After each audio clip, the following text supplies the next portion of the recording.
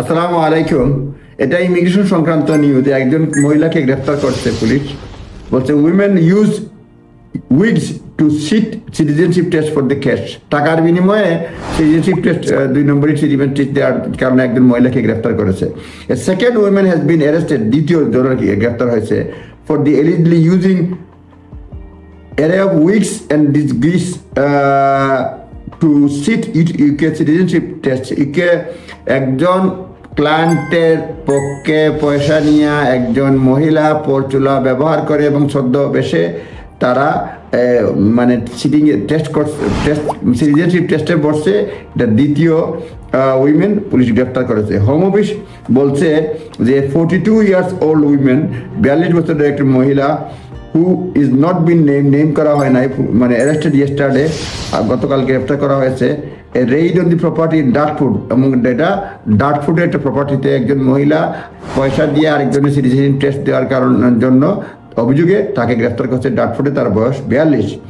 এটা অভিযোগ করা হয়েছে যে সে একটা পরচুলা ব্যবহার করছে এবং আইডি পেপার ডক্টরেট মানে টেম্পার করে বোগাস আইডি কার্ড ব্যবহার করে টু ডিটেকশনের যাতে না ধরতে পারে সেই জন্য টেস্টে বসছে ফর মানে এক মহিলা না, মানে বলছে টেস্টে বসছে sitting test for customers across the country. সে বিভিন্ন জায়গায় বসে, এক জায়গায় বসে একজন এলিজ দ্যাট শি ইউজড, মানে এই মহিলা বিভিন্ন পরচুলা বা বিভিন্ন ধরনের 2 নম্বরই করে বিভিন্ন জায়গায় এক্সামে বসে। Officers said several suspected false documents were seized along with designer handbag সহ বিভিন্ন ধরনের এই ফলস ডকুমেন্ট তারা মানে উদ্ধার করছে রেড করে কেন্দ্রে। ওয়াচেস এবং মানে ওয়াচ, ঘড়ি এবং জুতা উদ্ধার করছে। Another women hid under a bed during the raid but was arrested suspicion of entering UK illegally. আরেকজন মহিলা সে বেডের নিচে গোপনে লুকাইছিল, তাকে অ্যারেস্ট করা হয়েছে ইউকেতে ইলিগালি প্রবেশ করার কারণে ওই রেডের সময়, এটা বলছে। The Home Office said fraudster completing the test for others could result people being wrongly granted right to remain. Home Office বলছে যে ফ্রডস্টাররা যেভাবে এই যে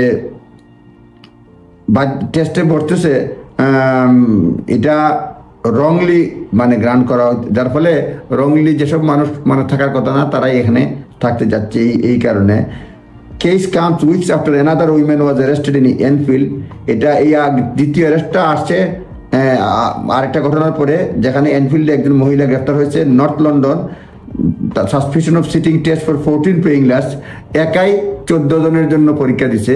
সুতরাং সেই মহিলা এনফিল্ডে গ্রেফতারের পরে এই মহিলাকে গ্রেফতার করা হয়েছে এবং বলছে Josephine Morris, 61, from North London was charged with 15 cases fraud. এই জস্টিন মরিস নামে এই মহিলাকে গ্রেফতার করা হয়েছে। 15টা কেস হয়েছে ফ্রডের তার বিরুদ্ধে, false representation and 2 counts of possession of false ডকুমেন্টের জন্য 2 counts, and সে এখনো কাস্টডিতে আছে। Morris is expected to enter a plea 25 February.